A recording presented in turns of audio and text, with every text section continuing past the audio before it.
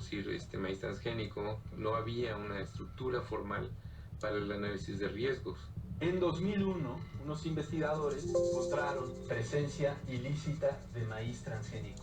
Logramos demostrar que los organismos transgénicos estaban fuera de control. A partir de eso, Chapela realmente empieza a sufrir una caza de brujas. Pero por otro lado, la realidad es que sí había materiales transgénicos. El demostrar que no tienen control es demostrar simplemente que es una tecnología fallida. Estaban encontrando deformaciones que ni los abuelos habían visto. Si ya hay presencia y no se ha sembrado comercialmente, imagínate si se siembra en cientos de miles de hectáreas. Pero la pregunta de fondo es, ¿qué sucede con un transgen en un fondo genético diferente?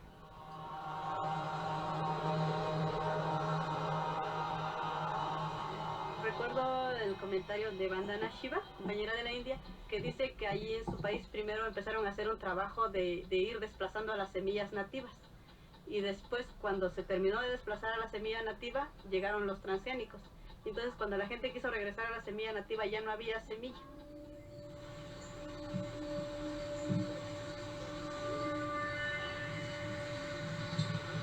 Nosotros somos libres, o sea, nuestras semillas criollas no tienen compromiso con nadie, nadie las ha cultivado más que nosotros los campesinos de poca tierra, digamos. Los de alta productividad, los de alta extensión de tierras, pues sí ya buscan las alternativas y por eso es que ya siembran los híbridos y ahora últimamente quieren meter los transgénicos.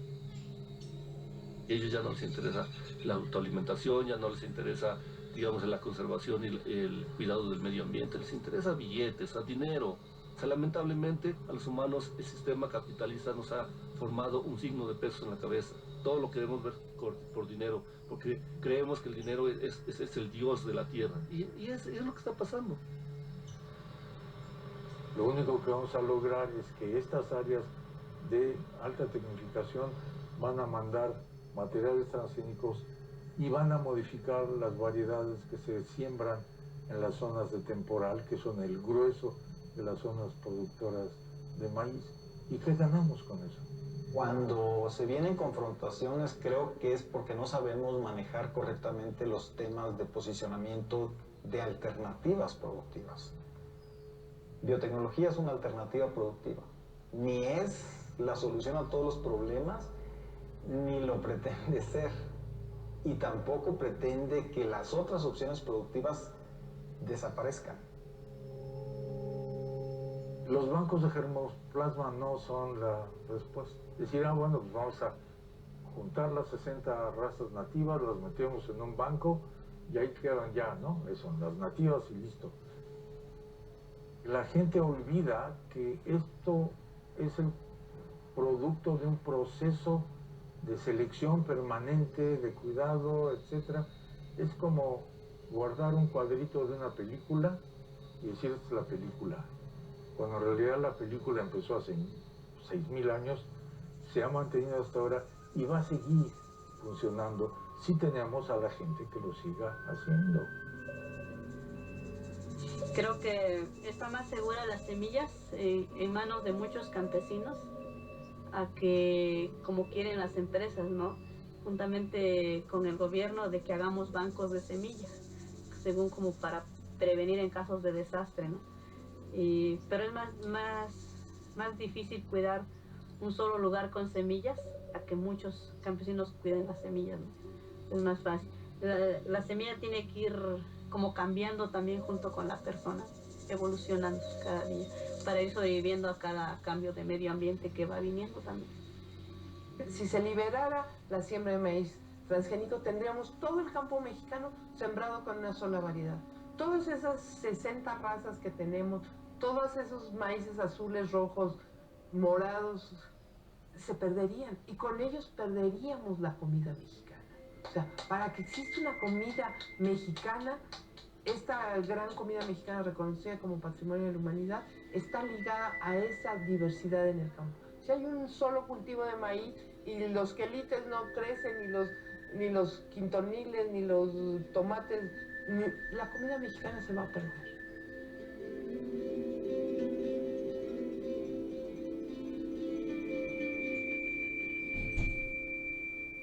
Imagínate a inicios del siglo pasado, cuando los trabajos sobre conocimiento de la genética del maíz permitieron el desarrollo de los primeros híbridos. Una de las preocupaciones era, ¿irán a desaparecer nuestros maíces nativos, nuestras razas de maíz, por la adopción de esta nueva tecnología? Pues era una preocupación válida de quien quisiera continuar utilizando maíces nativos para producir lo que quisiera. Después de 80 años nosotros podemos decir no, los maíces nativos no han desaparecido. Los maíces nativos han podido coexistir con los maíces híbridos. Todas las plantas cultivadas están manipuladas por el hombre. Están manipuladas en este proceso natural de la misma especie que se va diversificando y que uno va tomando esta variedad lejana con esta otra, los cruza y se experimenta y a lo mejor de ahí salen otras nuevas variedades. El grado más amplio de mejoramiento que se ha hecho en la historia del maíz es el mejoramiento indígena. Porque ellos partieron del teocincle y lograron convertir, en el caso de México, ese teocincle en 50 razas que se adaptan a todas las condiciones de producción de nuestro país. Esa es una hazaña que les llevó 10.000 años. Solamente una fracción de la tierra de labor de México que se dedica al maíz es tierra de muy buena calidad. Por ejemplo, lo que tenemos en Bajío, Jalisco, Michoacán, y lo que tenemos bajo riego en Sinaloa, Tamaulipas, ahí hay tierras de buena calidad en riego. Pero en el resto del país tenemos 8 millones de hectáreas de tierras que son de muy baja calidad. Solamente las razas nativas de maíz pueden prosperar en condiciones muy limitativas. Por ejemplo, los sequeles, terrenos pedregosos de Yucatán, ahí el maíz se cultiva en las fracturas en las rocas. La agricultura que se produce bajo temporal en el norte, en Zacatecas, en Chihuahua, en Coahuila, Nuevo León, en lo que llamamos meseta semiárida del norte, solamente los maíces nativos pueden prosperar en esas condiciones. Los maíces mejorados genéticamente no prosperarían en esos suelos. Lo que hace la tecnología de transgenes es que se monta sobre 100 años de mejoramiento genético clásico y le agrega una característica que depende de un gen. La mayor parte de las características para producción de maíz son de naturaleza cuantitativa. El rendimiento depende de muchos genes. La resistencia a la sequía también principalmente es poligénica. Eso es decir que de un año para otro hacemos algo, es verdad, para ese carácter nada más, pero no para lo que se requiere en la agricultura, que es acumular genes durante un proceso de mejoramiento clásico o convencional que tiene, para que sea maduro, cuando menos 30 a 40 años de antigüedad. No se puede ir de un criollo a un híbrido como el que están viendo en un periodo corto. Básicamente los materiales transgénicos que hay disponibles, no solo para el maíz, sino para algunas otras especies, es introducido por organismos que son enormemente alejados del organismo blanco o target, pues. La ingeniería genética rompe restricciones. Estas restricciones no se rompen en el mejoramiento genético tradicional que dio origen a las plantas cultivadas gracias a una selección artificial. Es cualitativamente distinto al mejoramiento transgénico que se logra en el laboratorio recombinando genes de maneras que nunca se recombinan en la naturaleza. Los transgenes que han sido aprobados y que están en forma comercial disponibles en híbridos de maíz, si eventualmente llegaran a un maíz nativo, ¿qué podrías esperar? Si se trata de un gen que confiere la resistencia frente a un ataque de una plaga, tú esperarías que ese transgen le confiera a ese maíz la protección frente al ataque de esa plaga. En maíz se han generado 2 tipos de líneas transgénicas principales, ¿no? Las líneas que resisten a plagas y que expresan una proteína CRI, que se ha ya sacado de una bacteria Bacillus thuringiensis, y las plantas que expresan una proteína de que las hace tolerantes a un herbicida, que es el glifosato.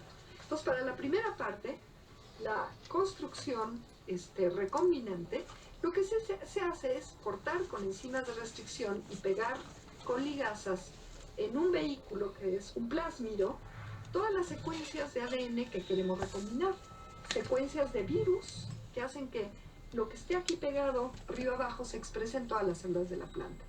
Se corta el gen que codifica para una proteína CRI que se saca de una bacteria que es Bacillus thuringiensis, se pega aquí y entonces esto se va a transcribir y se va a traducir en una proteína, y esta es la proteína de interés biotecnológico, que es la proteína de Bacillus thuringiensis. También se flanquea esta construcción recombinante con algunas secuencias que se pueden sacar de diferentes fuentes que hacen a este pedacito que queremos meter en el material genético hereditario del maíz que queremos volver transgénico más transferible. Pero también se mete otro casetito parecido a este que hace que la planta exprese un gen que la hace resistente o tolerante a un antibiótico. El que más se ha usado es la canamicina, que es, por cierto, un antibiótico de uso común en medicina. Esta es solamente una forma de poder seleccionar en el laboratorio cuáles fueron transgénicas. Una vez que tenemos esta construcción, en el maíz lo que se hace es que se crece un callito, es decir, un conjunto de células que forman tejidos no diferenciados, y ahí se bombardean las células, estos plásmidos, por un impacto físico sobre las paredes celulares, y las membranas celulares puedan penetrar estas construcciones recombinantes y lleguen de una manera aleatoria sin que podamos controlar el sitio de inserción en los genomas de las plantas que queremos que se vuelvan transgénicas. La biobalística. Este es el método que se usa en la transformación genética del maíz.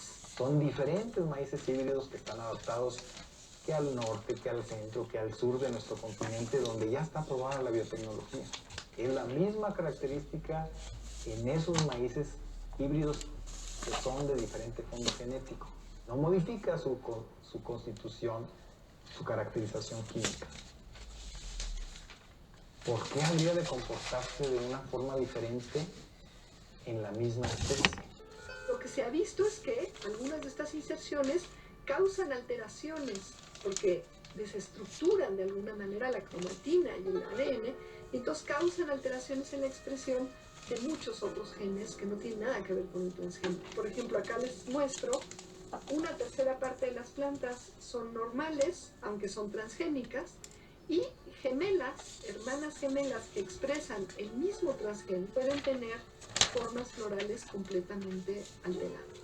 Si ahora nosotros quisiéramos reproducir esto en la naturaleza y se empiezan a movilizar estos transgenes y caen en diferentes localizaciones del genoma, no sabemos si, producto de esta contaminación y acumulación secundaria, van a empezar a aparecer aberraciones de este estilo que obviamente pueden hacer disfuncionales a los acervos de semillas que los agricultores han mantenido por muchas generaciones. A lo mejor en algún momento estamos como que medios sacados de onda y pensamos es que nuestras semillas criollas van a desaparecer y solamente vamos a sembrar puros transgénicos. No, posiblemente no desaparezcan. Yo casi estoy consciente que no van a aparecer las semillas criollas, pero sí las van a tener controladas. Sabemos que hay empresas que se están dedicando, digamos, a producir sus propias semillas, digamos, entre comillas, digo, sus propias semillas, porque las semillas no deben de tener propiedad privada. O sea, es un recurso, patrimonio desde hace miles de años y que nadie lo puede privatizar, principalmente el maíz, porque saben que el maíz en México y en otros países es el principal alimento de la humanidad. Para poder patentar las semillas, tienen que demostrar de que hay algo que no fue natural, sino que fue inventado. Esto lo logra Monsanto, consigue que se siente un precedente y al integrar un gen producto de la biotecnología, eso puede ser patentado. La semilla transgénica tiene dueño. En un dado caso que nosotros, así pensando negativa, perdiéramos totalmente nuestras semillas, pues tendríamos que estar repagando a Monsanto para estar comprando las semillas cada vez que vayamos a sembrar, ¿no?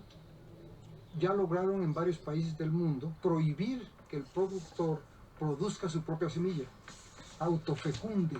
En Estados Unidos es ilegal que un productor siembre su propia semilla. Tiene que comprarla todos los años. Ya lo hicieron también en Chile y ya lo lograron también en Colombia. En Colombia eso causó lo que se conoció como el paro agrario. Este transgen se vuelve un vehículo para expresar una proteína de interés mercantil, pero también se vuelve una etiqueta que le permite establecer un título de propiedad intelectual a la compañía que lo genera y que lo comercializa. Entonces, una forma también de controlar la semilla que es la base de la vida vegetal, de la agricultura en todo el mundo. No te preocupes, no te voy a quitar tus semillas, o sea, no van a desaparecer tus semillas criollas, no van a desaparecer, no te preocupes. Pero el hecho de que ya las registre yo a mi nombre, entonces sí, o sea, ¿quieres semillas criollas? Sí. Pues mira, sabes que tengo un banco de semillas en el CIMI, o tengo un banco de semillas en tal parte, y ahí puedes ir a tus semillas. El maíz de semilla que compramos aquí dentro de la comunidad, cuando a veces se nos acaba, pues lo encontramos entre unos 30 pesos. Viendo los sacos de semillas híbridas, pues están entre 1.500 a 3.000 pesos, ¿no? Y pues si a brinco conseguimos para comprar un almude de 30 pesos, mandamos a ir a traer 3.000 pesos para comprar pues un saco de maíz para cultivar en nuestra tierra, ¿no? Entonces prácticamente pues estaríamos dependientes o esclavizados, ¿no?, a lo que Monsanto quiera hacer con nosotros. No solo la semilla es más cara y empiezan cada vez más a monopolizar mercados, sino que además compran, digamos, también sus agrotóxicos, porque en este momento en el mundo hay 4 empresas que tienen más de la mitad de todas las semillas comerciales en el mundo y tienen más del 60% de los agrotóxicos en el mundo. Ellos controlan esas dos cosas, las semillas y los agroquímicos. Hay un propietario de la tecnología que va a ofertar un producto a un agricultor.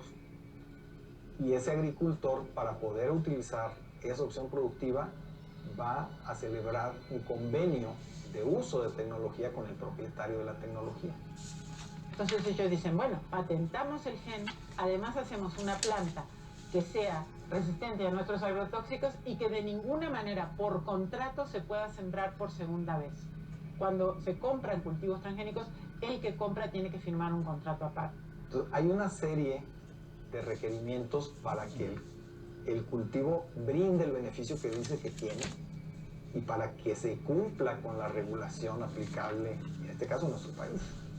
Hay toda una legislación por la cual, si yo como campesino tengo maíz que tiene material transgénico, no lo puedo sembrar sin el permiso de Monsanto. Van a contaminar nuestras semillas criollas, ¿sí? Las van a contaminar y después van a venir las empresas y van a decir, ¿sabes qué? Tu maíz criollo tiene los genes de mi maíz transgénico.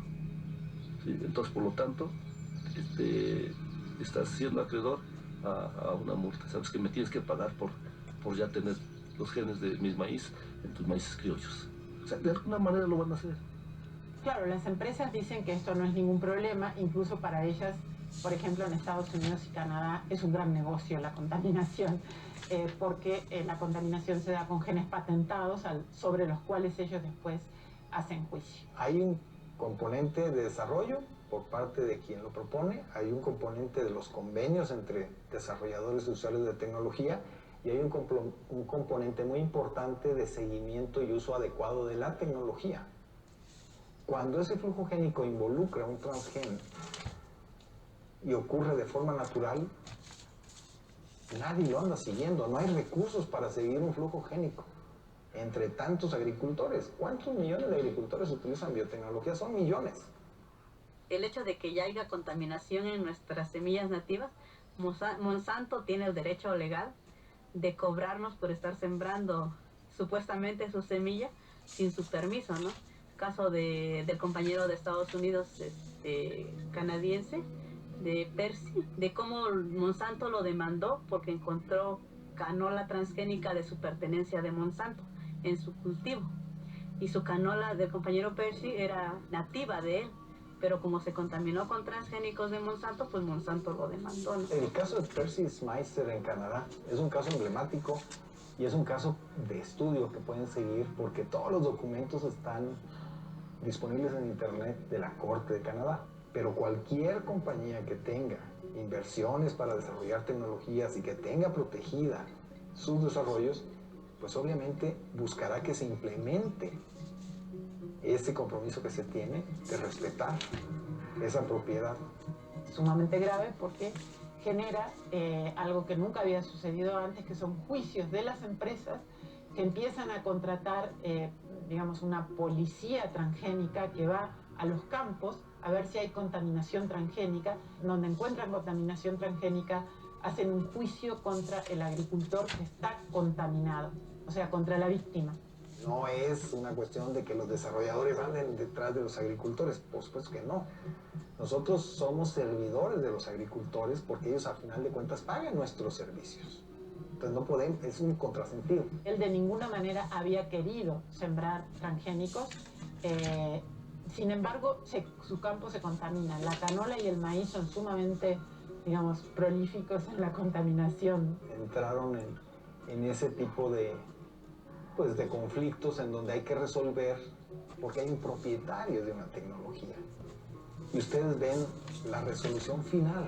La resolución final es que no se puede justificar como flujo génico natural la presencia en tales extensiones y en tales porcentajes de materiales que se utilizan la característica para la producción. Finalmente, aunque Monsanto le gana 2 apelaciones, la Corte Suprema le da la razón a Percy Schmeiser. O sea, en realidad es peor porque no le da la razón. Dice que Percy Schmeiser debería pagar, pero no $1 millón, sino $1. Entonces, en realidad es una manera de decir, lo vamos a perdonar, pero en realidad que los demás ya sepan que no los vamos a perdonar.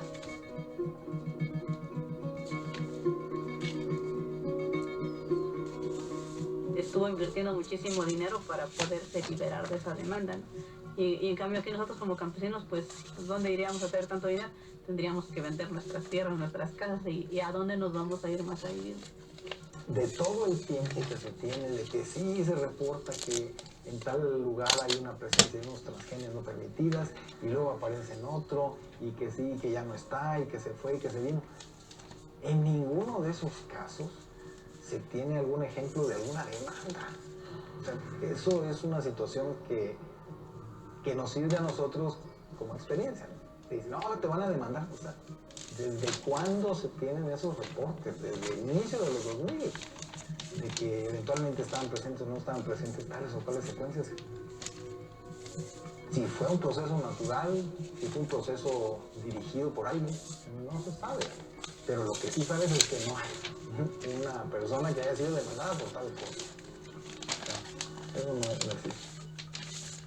En todos los casos demandan que se les pague los gastos de juicios, que se les pague por daños y perjuicios y por las supuestas pérdidas de ganancia que ellos han tenido, digamos, ¿no? Pero aquí en México eso no lo pueden hacer porque en México el maíz no está sembrado en forma legal.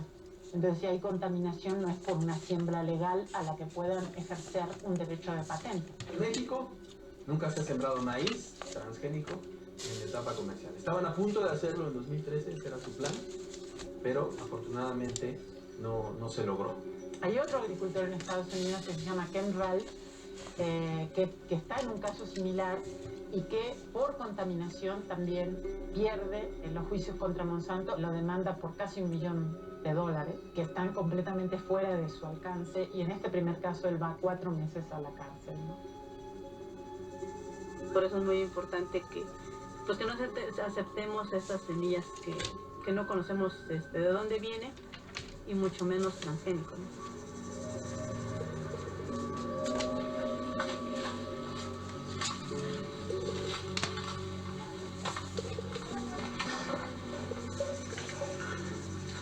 Mi pregunta es, cuando tenemos un reservorio de diversidad genética natural que se ha producido por miles de años, que está adaptado a todas las condiciones posibles de este país y que se ha hecho con el conocimiento de los grupos étnicos de este país. ¿Por qué no empezamos por usar esa diversidad genética para producir todas las cosas que requerimos de adaptaciones a suelos con ciertas deficiencias minerales o a sequías o todo un montón de cosas?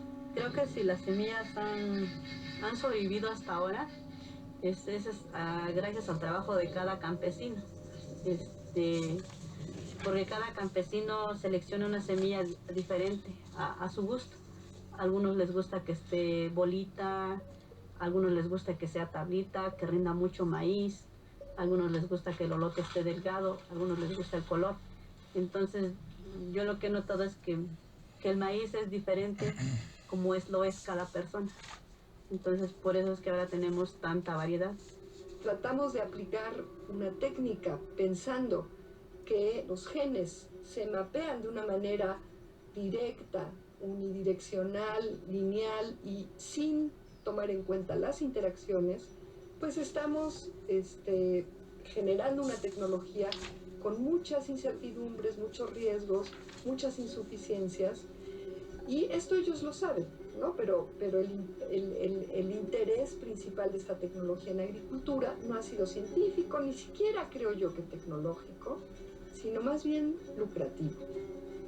Lo que está pasando con el maíz tiene esta ventana de universalidad de lo que puede pasar en términos tan fundamentales como son el ambiente, la comida, la salud, en la humanidad y en la tierra, ¿no? Nosotros, al menos yo como Emiliano siempre he dicho, nuestra salud de los seres humanos depende de lo que comamos.